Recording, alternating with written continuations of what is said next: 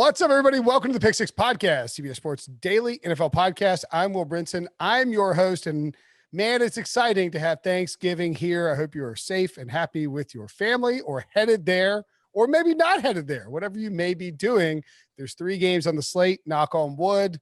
One potentially up in the air, depending on what happens with the Ravens COVID test situation. We'll preview it anyway. We're going to preview all 3 games. To do that, joining me as he does usually on a 1-game slate, but now because he doesn't have enough to do as managing editor of Sportsline and managing editor of CBS Fantasy Properties, forced still into talking with me about NFL games. R.J. White, what's up, buddy? You say force, but that was the one stipulation I said. If you're going to give me this job, I definitely want to keep talking to Will Brinson. Keep that on my schedule. I'm going to wait for 2 minutes on a Zoom call until Brinson shows up and then gives me an excuse about his kid as to why he's 2 minutes late on a Monday or a Thursday before we preview the games. I give on a scale of 1 to 10, how excited are you for this particular slate of Thanksgiving games? I'd say a 6-ish. I mean, I'm always excited for football, but you got a very key, playoff race game between 2 losing teams stuck in the middle. You got an undefeated team trying to stay undefeated against, the biggest division rival looking for an upset. Those are 2 goods. And then you get to watch Deshaun Watson play football. So what's not exciting about that? A lot of disrespect to Matthew Stafford and Matt Patricia, but I agree with that. Let's start there. Let's start with the Lions and the Texans. We're going to look at the William Hill line. So the way we're going to do this is RJ and I are going to break down all 3 games. There'll be a break somewhere in between. We will talk about the line. We will talk about the spread. We'll talk about DFS. We'll talk about player props. And hopefully at some point we'll discuss the games, because I mean, that's what matters, obviously. And I think when you look at this first game, RJ, it's Houston at Detroit. Houston -3.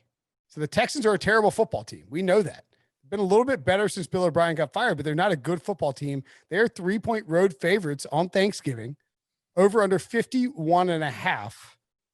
I would say that I don't know exactly how I feel about this game until I know about Kenny Golladay and DeAndre Swift. Is that fair?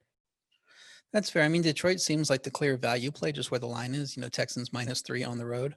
But Houston coming off a big win, Detroit not scoring, everybody's going to want to be on Houston. But the time to grab Houston was 2.5. When it was at 2.5, that's when you play Houston. Once it gets to 3, it's hard to pull the trigger on them. But I can't really pull the trigger on Detroit either with all their injuries. You can't just assume they bounce back. Even, Stafford will play, but who knows how healthy he is with that thumb. He didn't look great in that game. I mean, score 0 against a defense like Carolina is pretty damning in and of its own. Swift coming back from a concussion issue. He's not practicing, so I would assume he's not playing in this game. It'd be hard for him to get cleared on a short week. Golladay might be back. We thought he was going to be back last week. That didn't happen. So that would be a big help. The Texans don't have a great defense.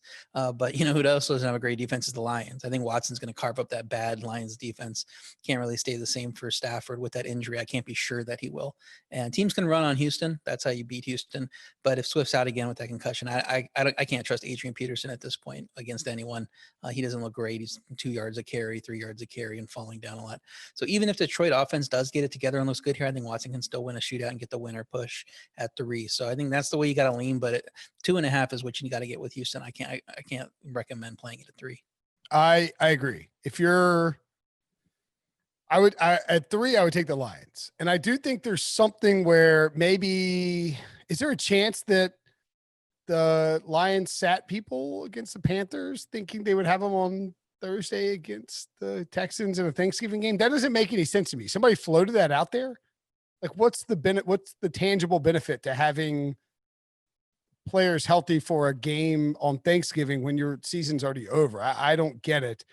I would lean Lions here. I think the under is a great value. 51.5. That's a lot of points. And to me, when you look at Houston, the way that they play against teams that Houston scores points when teams score on them early, and then they put up points in the second half throwing with Deshaun Watson. When they're involved in sort of when I say slugfest, I don't mean like a boxing match. I mean like 2 slugs playing football against one another. And that's what the Texans and Lions are, 2 slugs. When those teams are involved, that's when Houston sort of like tones it down and plays to the whatever the speed is of their opponent. And I think we could get a low scoring game here. Yeah, I think it's possible.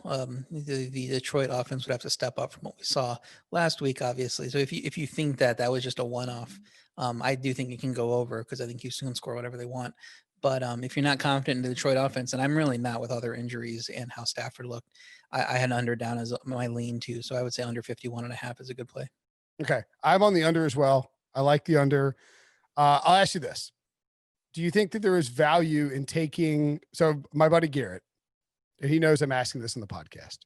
He has a Turkey Day parlay he wants people to take. Lions, Washington, Steelers. What do you think? It's interesting.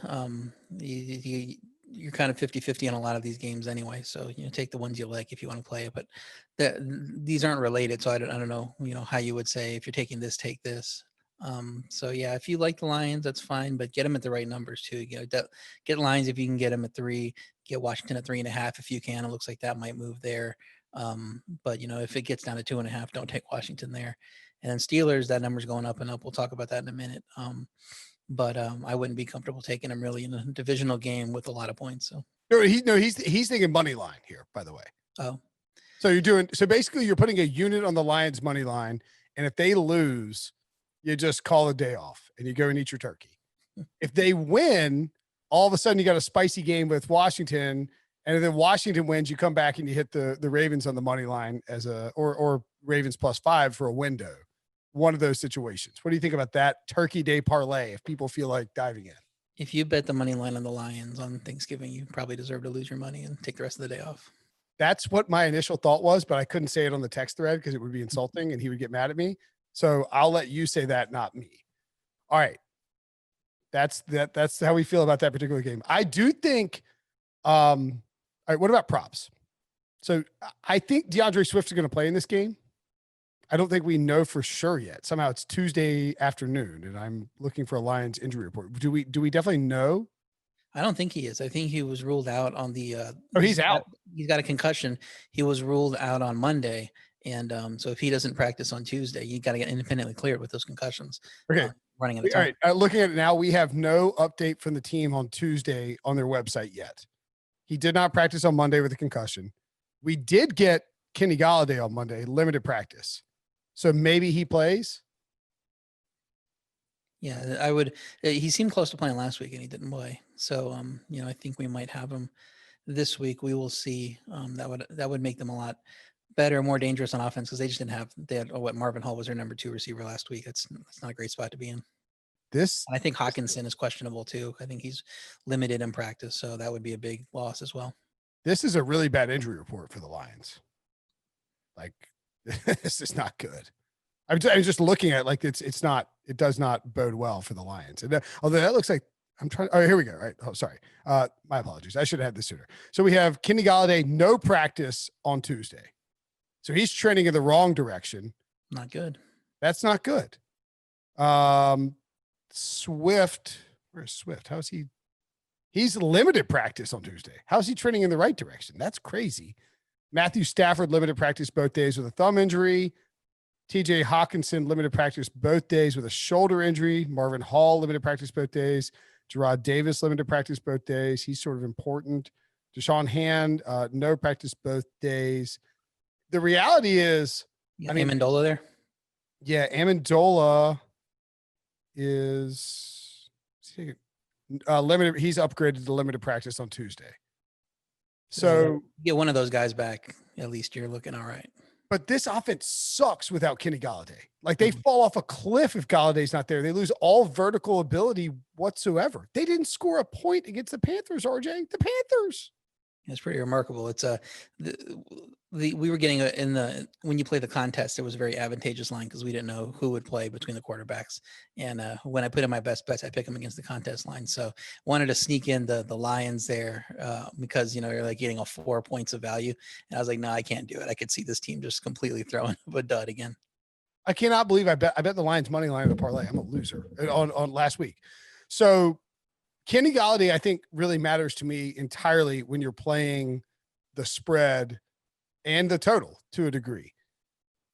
as far as player props go, though, I mean, the Texans are awful against the rush. Awful. If DeAndre Swift's healthy and he plays and he's active, I want DeAndre Swift over rushing yards. Agree or disagree? And what do you like in that game? Yeah, that would be good. I wouldn't necessarily want Peterson rushing yards just because it's just, he's even in good matchups he struggled. The way I would look was the Houston receivers. I just don't think the Detroit defense is really good, especially like Will Fuller. Detroit's best cornerback right now is or Amani Oruwariye, I believe is how you pronounce the name. Very nice. Out of Penn State, I believe, but he's not a speed guy. You know, when he came out, he didn't have a good 40. And that was, I think, one of the reasons he was dogged. Very good technician, very good at the position, just not a speed guy. So I think Fuller can dust him if he needs to. I don't think there's really anybody that can hang with Fuller. You're going to get a couple big plays out of Fuller. So I like him longest reception, 25.5 yards. And I like his over 70.5 yards. If you want to play the Cooks over too, I'd be fine with that. I think, Watson's going to have a huge day. Fuller already up to 72.5 as of Tuesday afternoon. So this may be something, if you have the props available on Wednesday, don't wait until 10 a.m. or 11 a.m. to bet those props. Go ahead and get those in. I don't know how high Fuller gets. I think he's getting to 100. How high? I think he's getting to 100. I mean, Cobb and Stills are both on his prop. No, I don't think the prop gets there. I think he gets there. Oh, I think so too. Cobb and Stills are both banged up. I mean, could be a bigger target share for those guys. I think we're going to get some Kiki QT in there as well. But that just mean a few more targets deep for Fuller is not a bad thing. We're not expecting David Johnson here. Will Fuller's over receptions 5.5 is plus 105. I like that over too. I just think the Texans can't run and they're going to be throwing the ball like crazy. Like that's what their offense is. They either don't do anything or Deshaun Watson's throwing it around. I also like Deshaun Watson over rushing yards, 29.5. That's too low. Yeah, I less love the over on the Fuller receptions. I think if they use him deep a lot, there's just a chance that he only gets 4 or 5. But, he still gets to 100 yards because he's breaking big plays. And if you can get a good number on like a QT or a Cooks, maybe you do the over receptions on them. What about Watson over 300.5 passing yards? That's a big number. That's a lot. I shied away from that just because you see that 300 number. You're like, oh, that's asking for a lot. All that the game script could have to go, just a little bit. The Detroit's laying an egg, and all of a sudden Watson throws 25 passes, and you're not getting to that number. There are no Lions props, which sort of is terrifying if you want to take the Lions in this game because that's how banged up they are. I agree. So all right. So here's what I would do if I'm putting in bets. People are listening to this on Wednesday morning. If you're trying to get your bets in early for Thanksgiving, I want Brandon Cooks over receiving yards. Will Fuller over receiving yards is our favorite prop. And I agree with you completely on that, right? Yeah. Okay.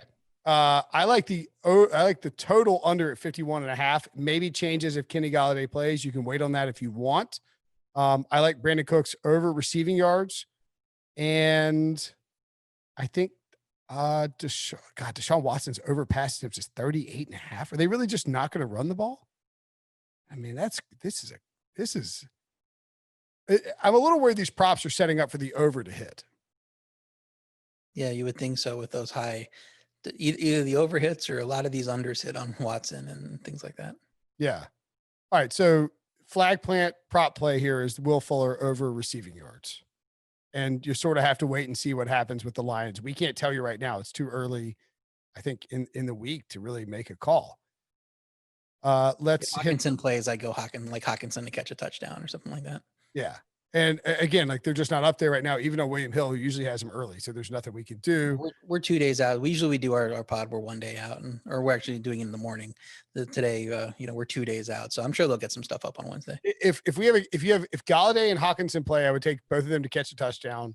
And if Swift plays, I would take his over rushing yards, but I agree with you. I wouldn't take Peterson over rushing yards. Washington at Dallas, the 4:30 game on Fox for first place in the NFC East.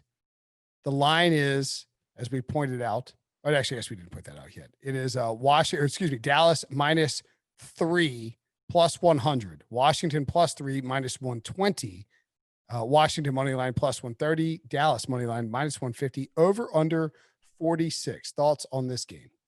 Look ahead was Dallas -1, but that Dallas offense finally showed up. So the line moved 2 points. It's not like Washington played poorly. They won pretty easily. Their defense looked really good against Cincinnati. Tough matchup here with a good D, who can win against the Dallas O-line. So I like Washington here. Dallas Wing covered up how bad that Dallas defense played. They really won that game thanks to Minnesota fumbles and penalties. It's not like the defense got any stops on their own. So I think that Washington can have some success offensively. Their run game emerged last week. Gibson's looking better and better. He did not practice on the injury report on Monday, so I was a little worried about him. I think he got to a full practice on Tuesday, so he's fine. McLaurin was also DNP on first injury report. I think he's limited today, so we'll watch that. They're obviously a much better offense when he's in there because they don't have anybody that can replicate what he can do. But I'm not sure that bad Dallas defense is going to slow down that improving Washington offense anyway. But I do think the Washington defense with their strong defensive line can get stops and get some pressure on a Dallas offensive line that played well last week, but they're playing a team that traded away Yannick Ngakoue, never had Daniil Hunter this year. I mean, it's not like they have a fierce front there in Minnesota. So this could be a little bit different. That Dallas offense might take a step back here. That's why I like Washington. I like Washington a lot here. I think it's, we talked about that parlay with about what Garrett had. If you throw that Texans, Washington, Steelers, I think I'm on board. And the Lions game is just weird. The wrong team's favorite here, RJ. The Dallas isn't good. They're bad. They stink. They've stunk. They still stink. And their biggest problem, Andy Dalton's biggest problem is if teams pressure him. If he gets pressured, he can't play well. The Dallas offensive line is better, but Washington's defensive line is really good, and they're getting a little bit healthier. There's no reason to think they won't pressure him again. They shouldn't be a 3-point dog here. There's a lot of public sentiment, in my opinion, on Dallas with, them being the Cowboys. They won a game. They held it close against the Steelers. Now they're starting to get some momentum. People are thinking, let's bet on them to win the division at like 225. I think Washington's a better team. Yeah, I wouldn't say that the wrong team is favored. I would say that that no team should be favored when it comes to NFC East games. That's fine. Just make them all pick them and go ahead and have fun there because you never know who's going to Giants and Eagles, these two teams, whoever's playing. I mean, just you never know what's going to happen. Just make it a pick them. I don't disagree. Any thoughts on the total? I would think over. I mean, there's arguments to say it's a key game, so the coaches will be more conservative and it'll go under. But I mean, this Washington offense is getting better. That Dallas defense is bad. I think they can score, high 20s, low 30s, and then Dallas, if they just get enough points to jump in there at the low 20s, we're going to get a cover there. So I do think over is the right play there. But if it goes up any higher than 46 and a half, I'm getting a little worried about it. All right, let's talk props for this game. Anything stand out to you? To me, an immediate number that I look at is Antonio Gibson total rushing yards at 54.5.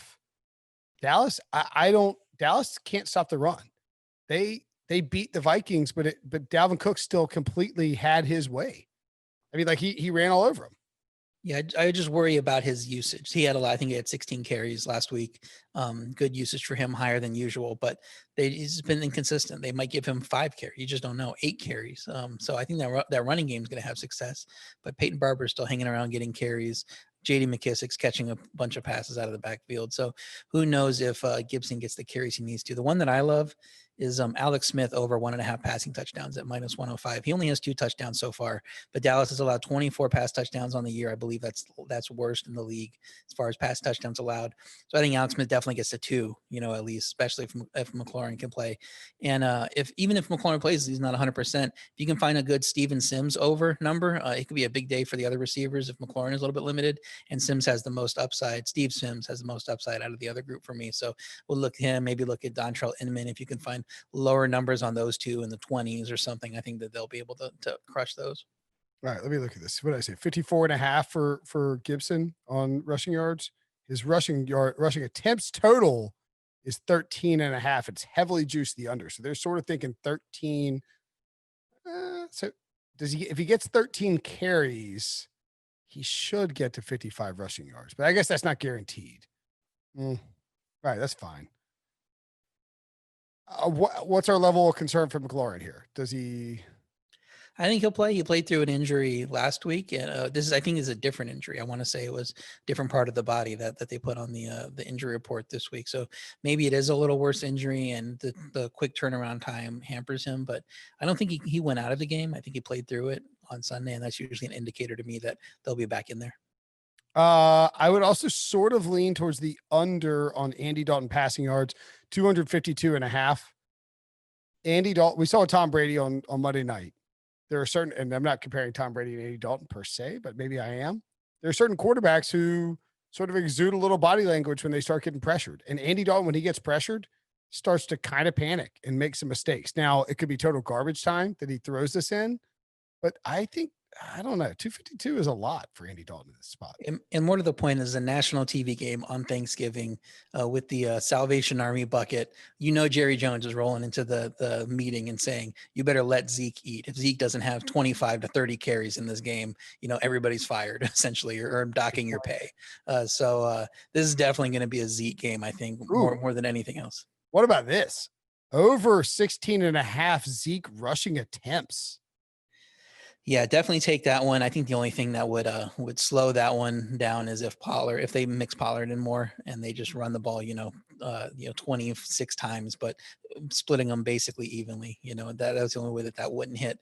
But yeah, I definitely think give it to Zeke as much as you want, because that's what they're going to do in this game.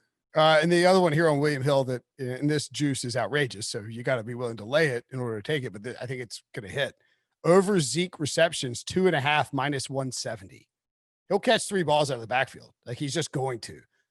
And I would also be very intrigued based on the target share that we've seen from Andy Dalton, with both Dalton Schultz total receptions over 3.5 at minus 115, and Michael Gallup over 3.5 receptions at plus 130. I know this past game he wasn't involved a whole lot, and they got CeeDee Lamb mixed in, but I think I think Dalton looks to Michael Gallup and certainly looks to Dalton Schultz. He's always looked to his tight ends.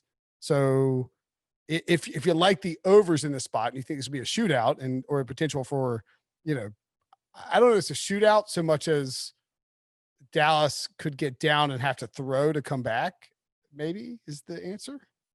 Maybe. I don't know. I think they're still running Zeke. I think it's run Zeke above all else is what the directive is. And Zeke has a history of these Salvation Army holiday games. So maybe it's just take the Zeke overs, take Washington +3, take Washington on the money line, and sit back and cash. And there you go. All right, let's take a break. When we come back, we will talk about the final game, which we hope will happen, and some DFS. Okay, so Steelers and Ravens, the nightcap on Thanksgiving. Now, RJ, some people have suggested the NFL would be willing to miss a game for COVID concerns on Thanksgiving. Others have suggested there's no way in hell the NFL is letting the night game on Thanksgiving not be played for any reason, because it's Thanksgiving, and Thanksgiving means family, and Thanksgiving means football. And as we all know, football is family. That was my mom. My mom hates that line. The question is, do you think this game gets played? Because I think it gets played. Yeah, I think the strategy with these COVID, going on the list, coming off the list, who's playing, who's not playing. I think the strategy for NFL is let's just get through the season. It just doesn't seem like they're as willing to push back games now that we're getting through all the buys. They're just like, let's play these games no matter what, is what it looks like to me. So, it would have to be a really serious situation. And we did see a few more positive tests on Tuesday. If there's another one Wednesday, that, or 1 or 2 or 3 Wednesday, maybe they do have to just cancel the game and push it back to week 18. So we'll see. Yeah, this game could be pushed back to Monday. It is Thursday, right? You can move this game back to Monday afternoon or Tuesday afternoon. If this game won't be canceled in week 12. I don't believe. I think it'll be moved back to Sunday, Monday, Tuesday. But I think the NFL would really not want to lose a game in prime time on Thanksgiving night, because the NFL likes its Thanksgiving football. We'll pretend that the game's going to happen. We don't think Mark Ingram or J.K. Dobbins will play. Brandon Williams, I don't think, is expected to play. Who else popped up Tuesday? Did I miss anything where? Pernell McPhee got put on the thing. He's going to be out. I believe everyone else is like tracing right now, so they might be able to come off. But that's it as far as players we know who are out for sure. Okay. The current line for this game is Steelers -5. You can bet on it at William Hill. It may be off the book, your board at other places. The over under 44.5. Has it shifted enough where there's value on the Steelers here? I mean, value on the Ravens here, excuse me. Yeah. So since I have a good record on one of these teams, I want to say it's the Steelers. They asked me to be like the featured expert on this, so I had to get my pick in on Monday. So I took Baltimore +3.5 on Sportsline 8 minutes before the COVID news broke. Oh, With the 8 minutes, I'm like, well, the pick's up there. I can't take it off. I'm not going to do that. very honorable of people you. are I'd getting take the alerts. 5. People are getting alerts if they put their bets in and then they come back and they see that it's gone from mine. They're going to wonder what happened. So the more positive tests, there's an issue there. But if Baltimore can field a decent team, I think there is value. I think you're right. 5 just seems like too much in this matchup. Baltimore thoroughly outplayed Pittsburgh the first time. The total was 457 yards to 221 yards in a competitive game all the way out. And it was that pick 6 at the beginning that really kept Pittsburgh in it, but they just didn't play well. I think Baltimore can run in this game, even with those running backs missing. Baltimore's D is struggling versus the run, and that's how teams have been able to get the better of them in the last few weeks. But Pittsburgh hasn't been running well. And when you look at the passing game matchup, Baltimore's defensive backs can win versus the Pittsburgh receivers, who are good. But Baltimore has a nice stable of defensive backs as well. So this feels like a low scoring game to me. I like the under at 45. Once you take it down to 44.5, it's a little bit less, but I still like it. But at 5, I think still take the points. Hope it's a field goal margin at the end, and the Steelers just stop getting some of these breaks and play a close game here. Okay. I would take the Steelers at 5. I think. Excuse me, take the Ravens at 5. I keep getting mixed up. The Ravens are fine. I know they're missing Dobbins and Ingram. Gus Edwards ran all over the Steelers. Justice Hill's not a bad running back. The Ravens are really desperate. Really, really desperate. And maybe I'm clinging to the idea that the Ravens are good and they're not good. But I tend to think that Baltimore, I think the mistake in the first matchup, when you get a line that's more than 3 in a Steelers-Ravens game, I think you just need to take the 3 and just assume that the dog is going to hang around unless, this obviously changes once Ben is gone or whatever, but you got to give the dog the credit there in these games. I would lean with you on the under for sure. As far as player props, Lamar Jackson, I mean, can you take why are we not just hammering the under on his passing yards every week? Yeah, tough matchup for him, and he doesn't have a ton of people to throw to. I think Andrews is a little bit banged up on the injury report, so that makes sense. You figure with their running back options missing, then maybe that he gets more rushing totals here, so maybe go over on rushing yards. Love Gus Edwards over whatever it is rushing yards. At last time I saw it was 58.5. 58, yeah, that's way too low. Yeah, like you mentioned, he ran all over them when he was sharing time last meeting. I think he had 87 or 86, something like that. He's going to get the lion's share work here. It'd be surprising if he didn't get 20 carries. So there'd have to be really, strengthen up against the run to stop him from getting 3 yards per carry here. So I think you got to go over on that. Another one I like here as well, and same sort of flow. Lamar Jackson over total rushing attempts. It's 10.5 on William Hill. He's going to have to run the ball more than that for them to win this game. Yeah, you would think so. So yeah, without having all those options that they usually do, they probably would dial up more designed runs for him, and he's holding the ball more. So as long as he can get past the line of scrimmage and it doesn't get registered as a sack, because I know sometimes there's a question with that. Yeah, I think he's going to get into double digits there with his rushing attempts. His last 4 games, 16, 13, 11, and 13 rushing attempts. 65, 58, 55, and 51 rushing yards. I think with no Dobbins and no Ingram, you see more rushing yards and more rushing attempts. I mean, the way to beat Pittsburgh is to get out on the edge, rushing the football with no Devin Bush there. And I think that they have to be able to, I mean, you can't try to win this game from the pocket, Ravens. You can't. Don't do it. It's not going to work. Marquise Brown's total receptions is 2.5, and I don't understand why. Are we going to get a Marquise Brown game? I'm tired of it. I'm tired of I've lost so much effing money in DFS playing Lamar and Marquise Brown this year. I can't do it anymore. Like, yeah, Why would you throw to Marquise Brown when you have Willie Snead and Miles Boykin? And Des Bryant. I mean, Des Bryant getting, what was it, what are 4 we catches doing? last week? He had Yeah. 5 targets. He was their top receiver last week. Yeah, it's hard to play Marquise Brown at this point because he just doesn't seem as involved. And now going up against a good pass defense, yeah, I would just avoid him. Yeah.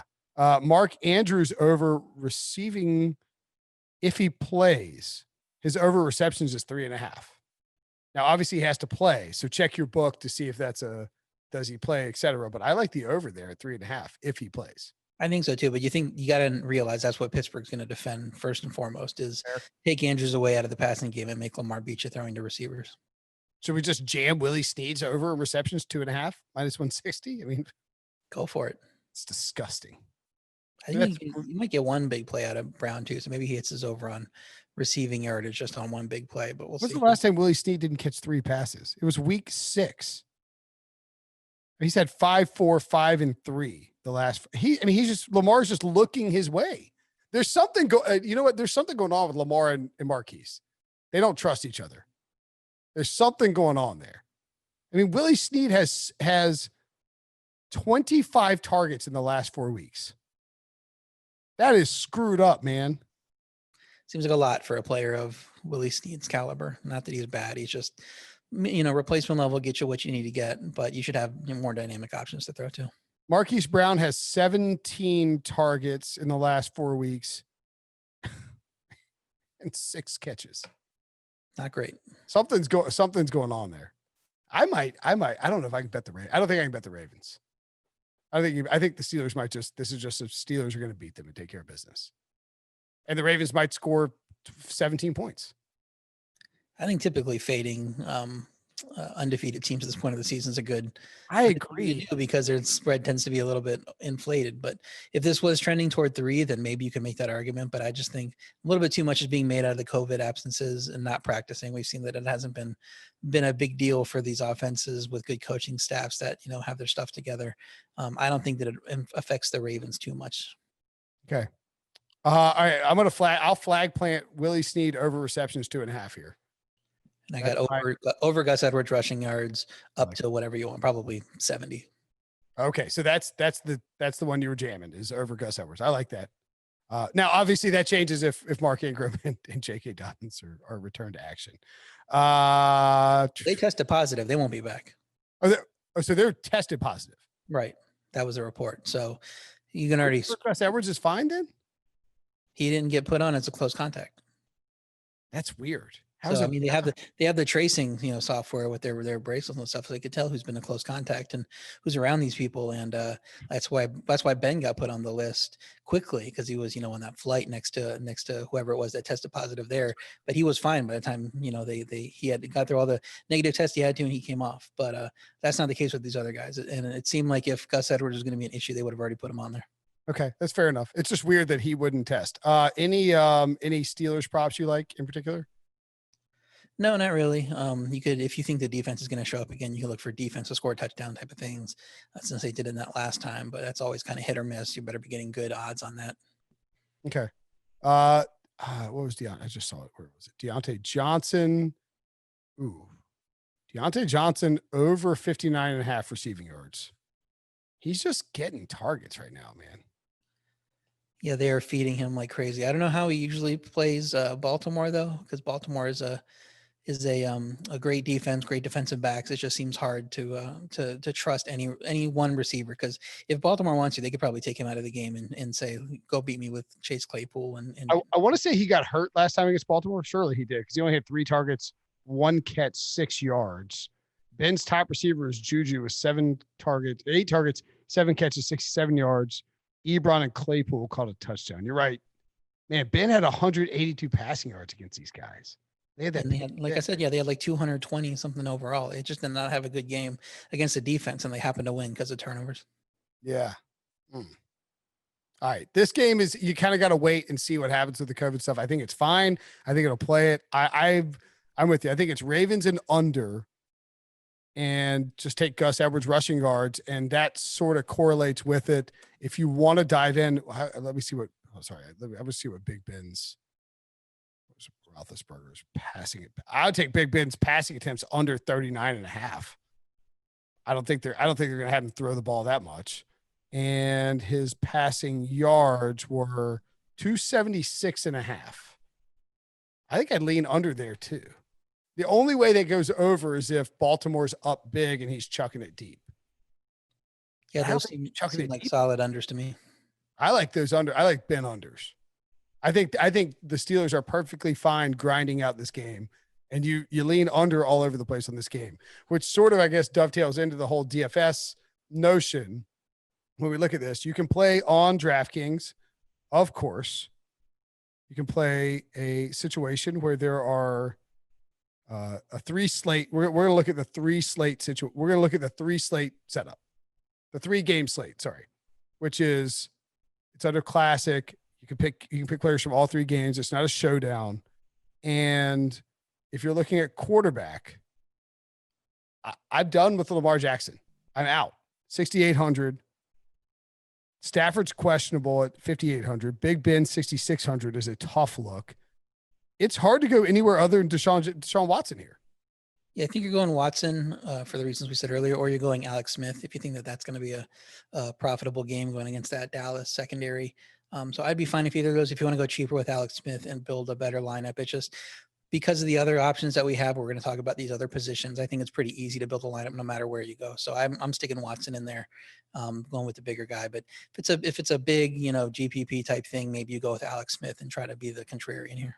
Yeah, I mean, there's Watson is probably, given that Ben's playing the Raiders, that Lamar has sucked, and the Steelers are a good defense, that Alex Smith is not enticing, and that Andy Dalton is playing a team that pressures him a ton. Deshaun Watson's probably going to be 50%, like 30% owned in these tournaments. So if you want to go contrarian, I agree. Alex Smith, a good play. I guess I don't hate Andy Dalton if that turns into a shootout. At running back, you mentioned him. Gus Edwards at 4K is a lock, right? Yeah, Gus Edwards for sure at 4,000. I mean, he's gonna get the lion's share of the rushes. And then we talked about this big Zeke game. I'm throwing my money behind Zeke. It seems to be a pretty easy 1-2 combination at running back for me. Yeah, I agree. I do think if DeAndre Swift plays, that I would pivot to him a little bit off of Zeke, because I think, it's a Thanksgiving slate. You're going up against people who know what they're doing. So nobody's just going to set a lineup and leave. But, he's going to be, the actives will be announced at 11 o'clock a.m. on Thursday. You'll find out if Swift's playing. I would expect that Swift is a pretty low ownership at $6,500, and he gets a Texans defense that is awful against the run. And he was the featured back 2 weeks ago. So I would have a lot of interest in DeAndre Swift if he is active, because I think that that's a contrarian play off, what people won't be on him because of the situation with the holidays and travel and all that. Yeah, that makes sense. You can also throw him in, flex. If you want to go 3 running backs, I'd be fine with that too. Okay. Don't hate Antonio Gibson, as I mentioned, but I agree with RJ that Peyton Barber is a pain in the ass. JD McKissick on DraftKings is a viable option because he catches a ton of passes. And boy, oh boy, are there not a whole lot of running back options after that. So limited pool. Tony Pollard is an interesting play because he does get some run in this offense. At wide receiver, I assume you're locking in Will Fuller. Will Fuller, top option for sure. I think he's going to have some big play potential. So that's one for me. If the McLaurin news is fine and McLaurin plays, he's in there for me against a bad Dallas defense. If not, you take advantage of the Steve Sims thing. He's super cheap. So that's another possible option for you there. And so I have McLaurin, Fuller, and Cooks right now. I figure Fuller and Cooks have this big potential against a bad defense. So those are probably going to be my receivers unless we get bad injury news from McLaurin, or if I want to bail on Cooks for a cheaper play that to make my lineup work somewhere else. All right. I don't mind Michael Gallup at 3,500. Washington secondary is fine. It's not elite or anything. Their pass rush is good. Andy Dalton's targeted him. I do think we'll see some points. You do have to worry about the fact that if you're going Elliott and his pass catchers, that it takes away from him, but it's not the worst thing in the world. And then speaking of the Houston offense, Kiki QT is 3,400 with Cobb out. I think that's the guy you slide in there. He looked good at the end of the game there. I think he got some red zone looks. So 3,400, that's a good profit potential there for you. I agree with that. All right. At tight end, Mark Andrews questionable at 5,200. TJ Hawkinson questionable at 4,700. Eric Ebron 4,100. I would expect Dalton Schultz at 3,800 is very popular. I think Logan Thomas at 3,500 will be popular as well. That's sort of the extent of it, I believe. Yeah, I think Schultz is probably the most popular option. That's who I had in there. But Jordan Akins caught 5 of his 6 targets last week for 83 yards. He's the top tight end there. With Cobb going out, that's also a play where he could get more looks in the passing game as well. So we're just banking on, say, Brandon Cooks gets erased a little bit by the cornerback that we said was playing pretty well there. I think these other three receivers, Fuller and the 2 secondary options, could have a huge game against a bad defense. So Akins at 2,900, QT at 3,400, and that obviously frees up a ton of room in the rest of your lineup. Do you have any sleepers from the flex position? I will throw out a guy that I think is actually a steal at his price, given how he ran at Oklahoma State, given what the Ravens want to do, given that they're missing their top 2 running backs. Justice Hill, $4,000. I think you can slap him in the flex spot, and that gives you, if you really want to pay up for a defense, you'd have plenty to do that. Or if you want to pay up for other positions, I don't mind Justice Hill there. Yeah, Justice Hill's good. You can look at a second tight end and just hope for getting a touchdown for one of those guys, like Thomas or Schultz. You could look at Peterson. I know we smashed him, but it's a great matchup. So maybe he defies the odds and gets at least a touchdown for you there. And I think he's pretty cheap as well. So there are options, but like I was saying earlier, you have all the money in the world with this slate to build a good lineup when you put Gus Edwards at running back and these other things we're talking about. So I don't think you have to pay down if you want to throw in a Deontay Johnson, or one of the Amari Cooper, one of the top guys there, you could do that as well. No, that's a great point I was going to make as well, because you can go with this. I mean, if you put Jordan Atkins in at tight end and Gus Edwards in at running back, you can do whatever you want at the slate. Mm-hmm. Like it's like you can get the Steelers on defense, Chase Claypool, at flex, McLaurin, Fuller at wide receiver, Zeke, Deshaun Watson, and then you can come back and get our boy Willie Snead. And I don't know if that's a perfect lineup, but you have $1,000 left to work with. If you go Gus Edwards at $4,000 at running back and Jordan Atkins at tight end, it gives you the freedom to do whatever you want, basically. Do you think that'll be popular? I just don't know that Akins is a popular name. I think Edwards will definitely be popular. I think a lot of people will be tuned into that situation and know that they should be using him. So I would say Edwards. And if you want to be contrarian, you can play your guy Hill there. But yeah, that seems to be like the move for me. Okay. All right. I dig it. Do you want to give out your lineup that you have that's going to win you $1 million? Yeah. Right now it's Watson, Elliott, Edwards, and then McLaurin, Fuller, QT, Akins, Gibson, and the Steelers defense, and that leaves like 1,900 left over. So see that big number there. That's why I like playing. A lot of those options. Those options seem obvious to me. When you leave that big number on there for remaining salary, people aren't going to want to do that. They'll take out QT and throw Cooks in. They'll take out Akins and throw Andrews in or something like that. So I do think that even though it looks obvious to me, that might be a non-obvious play when you put them all together. I agree with that. And I think that is important. If it's one thing I've learned from like smart people about showdown slates, and I'm still not good at it, and I have to fight myself, I have to fight my brain to make it happen. And this isn't a showdown slate, but a compressed slate with limited options. Leave money on the table. If you are spending up, you are matching yourself against other people, and you should play the people you think will do well, as opposed to like play the people you think will do well versus spending all the money and all your budget, and you will do probably much better. All right. I think that does it for the Thanksgiving preview, RJ. That's pretty robust coverage. Got some good props. Gonna win some money. Maybe hit that. Do you think Garrett hits his parlay? Yes or no? Yes, I believe he will. I like to be positive. It's Thanksgiving, it's family, everybody. I hope everybody has a great, dinner and stays safe and does what they need to do. But hope we have a great holiday, and it's one to remember for everyone for all the positive reasons, especially Garrett hitting his parlay. RJ, you're the best. Thanks, buddy. I'll talk to you. We'll talk on Friday.